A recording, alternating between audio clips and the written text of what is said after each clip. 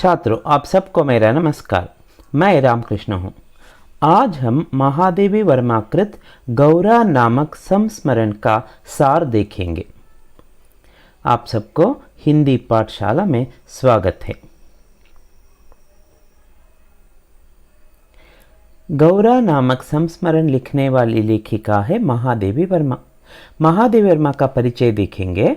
महादेवी वर्मा हिंदी की प्रसिद्ध छायावादी कवयित्री है।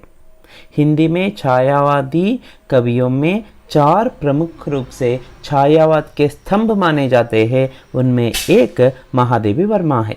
उन्हें आधुनिक मीरा के नाम से भी जाना जाता है। इनका जन्म 1907 को उत्तर प्रदेश के फर्रुखाबाद में हुआ।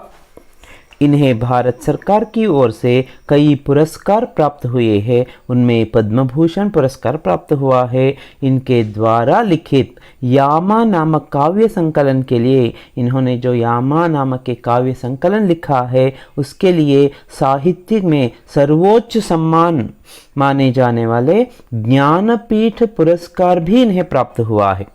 प्रस्तुत रचना को मेरा परिवार नामक संस्मरण से लिया गया है। इनका जो संस्मरण है मेरा परिवार, उसमें यह गौरा संस्मरण भी संकलित है। इसमें गौरा नामक गाय पर उनकी जो प्रीति थी वह व्यक्त हुई है।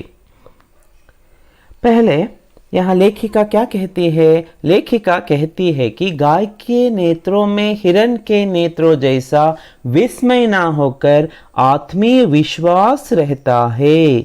यहाँ गाय की तुलना हिरण से करती है। गाय के नेत्रों में हम विश्वास देख सकते हैं, आत्मीयता देख पाते हैं, लेकिन हिरण के नेत्रों में ना विश्वास रहता है ना आत्मीयता। उसमें एक प्रकार का विस्मय या चंचलता रहती है।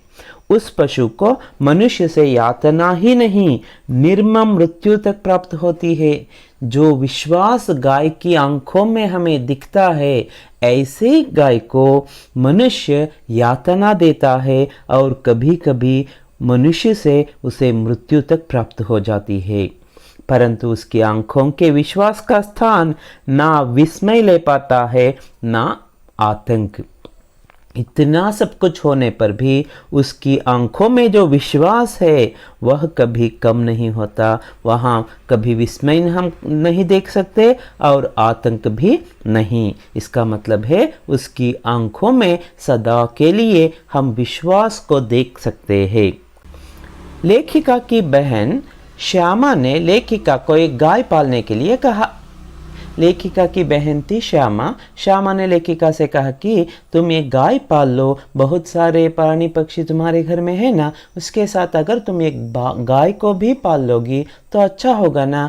तो लेखिका को मानना पड़ा, महादेवी वर्मा को मानना पड़ा। उस गाय के पुष्ट लचीले पैर, वह गाय कैसी थी? उसके पैर पुष्ट लचीले थे, चिकनी भरी पीठ, लंबी सुडौल गर्दन देखते ही गाय पालने का निश्चय किया। जब लेखिका ने गाय को देखा तो गाय इतनी सुंदर थी कि उन्होंने तुरंत निश्चय कर लिया कि हाँ, मैं ज़रूर यह गाय पाल लूँगी। गाय जब लेखिका के बंगले पर पहुंची तब सब में श्रद्धा का ज्वार सा उमड़ आया। जो भी लोग घर में थे सब में एक प्रकार का उत्साह बढ़ गया, श्रद्धा बढ़ गई। उसे गुलाबों की माला पहनाई गई। उसका यहाँ गाय का स्वागत हो रहा है। गुलाबों की माला पहनाकर केसर रोली का बड़ा सा टीका लगाया गया। घी का दिया जलाकर घी के दिए से उसकी आरती उतारी गई और उसे दही पेड़ा आदि खिलाया गया। इस प्रकार गाय का स्वागत लेखिका के घर में हुआ। उसका नामकरण भी हुआ गौरांगिनी या गौरा। उसका नामकरण गौरांगिनी हुआ तो सभी उसे गौरा नाम से पुकारते थे। गौरा को इतने स्नेह और दुलार से पाला गया था कि वह अन्य गोवत्साओं से कुछ विशिष्ट हो गई थी। लेखिका के घर में आपको पता है कि बहुत सारे पशु पक्षी थे, लेकिन गौरा के लिए जो स्थान प्राप्त था, जो विशिष्टता प्राप्त थी, इसलिए वह गौरा अन्य गोवत्साओं से अपना विशिष्ट स्थान रखती थी। महात्मा गांधी जी ने गाय के बारे में क्या कहा है? गाय करुणा की कविता है। गाय के बारे में महात्मा गांधी ने कहा है कि गाय करुणा की कविता है। क्यों कहा ऐसा? यह उसकी आंखें देखकर ही समझ आ सकता है। अगर आप गाय की आंखें देखेंगे तो हम समझ सकते हैं कि गांधी जी ने ऐसा क्यों कहा। गांधी जी ने कहा है ना, गाय करुणा की कविता है। कुछ ही दिनों में वह सबसे हिल मिल गई। गौरांगिनी या गौरा पक्षी उसकी पीठ पर और माथे पर बैठकर उसके कान तथा आंखें खुजलाने लगते। सबको वह आवाज से ही नहीं, पैर की आहट से भी पहचानने लगी। अगर कोई उसके पास जाता तो उसके पैर की आहट से ही उसे पता चलता कि आने वाली लेखिका है, या आने वाला नौकर है, या आने वाले दूसरे पशु पक्षी है। ये सब कुछ उसे पता चल जाता। निकट जाने पर वह सहलाने के लिए गर्दन बढ़ा देती। जब लेखिका उस गाय के निकट जाती तो गर्दन सहलाने के लिए वह उसके आगे कर देती थी। हाथ फेरने पर मुख आश्वस्त भाव से कंधे पर रखकर आंखें मूंद लेती थी। जब लेखिका उस पर हाथ फेरती तो वह अपनी आंखें मूंद कर उस सुख का, उस स्पर्श का अनुभव करती थी। 1 वर्ष के उपरांत 1 वर्ष बीत गया। गौरा एक पुष्ट सुंदर वत्स की माता बनी। यहाँ गौरांगिनी माँ बनी। उसने एक बछड़े को जन्म दिया। वत्स अपने लाल रंग के कारण गेरू का पुतला जान पड़ता था। यहाँ गौरा गोरे रंग की गाय थी। यहाँ यह अपने लाल रंग या लाल रंग का बछड़ा था, गेरू का पुतला जैसा जान पड़ता था। उस बछड़े का भी नामकरण किया गया। उसके नाम रखा गया लालमणि, क्योंकि वह लाल था। गौरांगिनी वह गोरी थी इसलिए, परंतु उसे सब लालू के संबोधन से पुकारने लगे।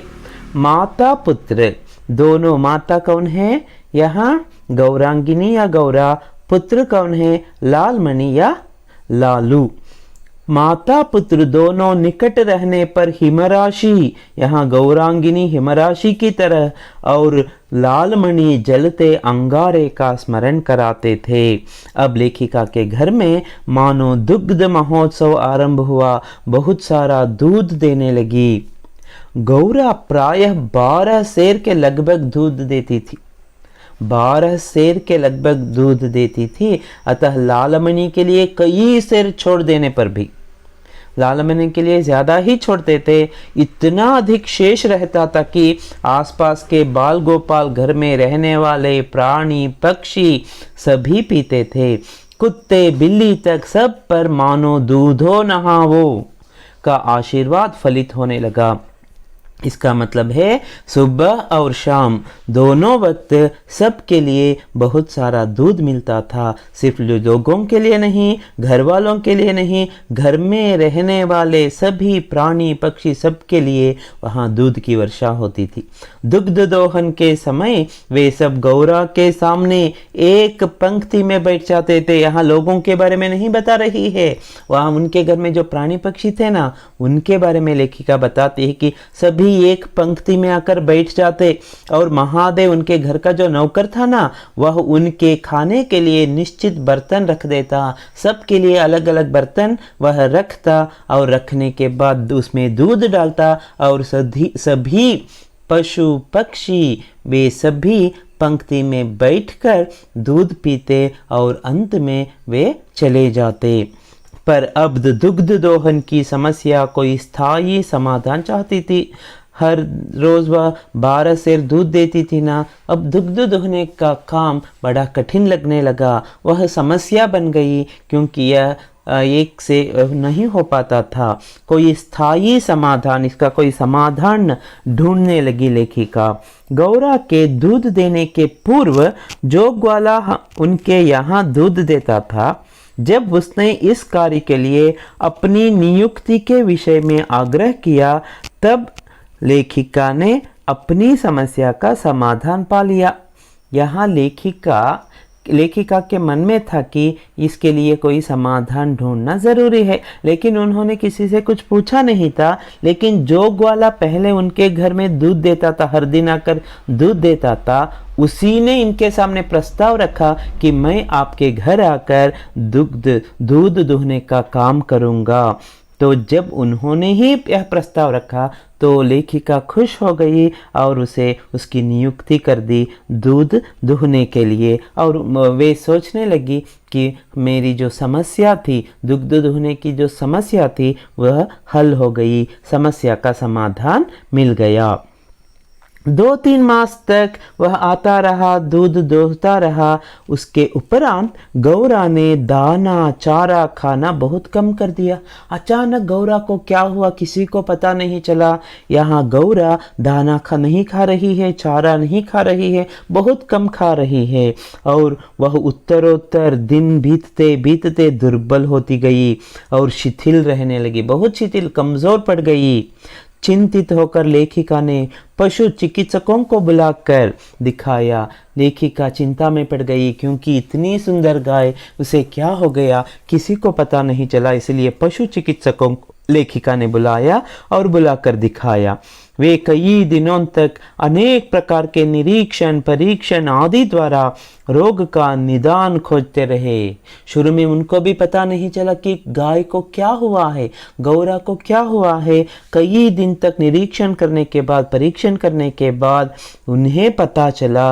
अंत में उन्होंने निर्णय दिया कि गाय को सुई खिला दी गई है।